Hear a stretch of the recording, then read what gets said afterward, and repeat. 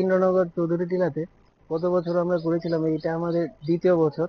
আমরা এই বছরও গণেশ পূজার একটা আয়োজন করেছি। আমরা পাড়ার কয়েকজন পরিবারের আমরা ভাইরা মিলে আমরা করছি।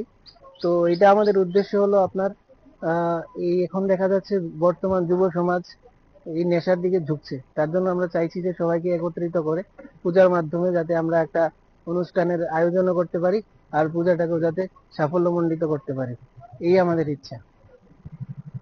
অ্যাকচুয়ালি আমরা চাইছি যাতে ত্রিপুরার বর্তমান যুব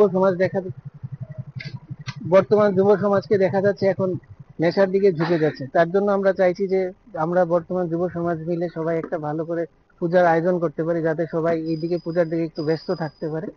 আর সেটাই আমাদের ইচ্ছা।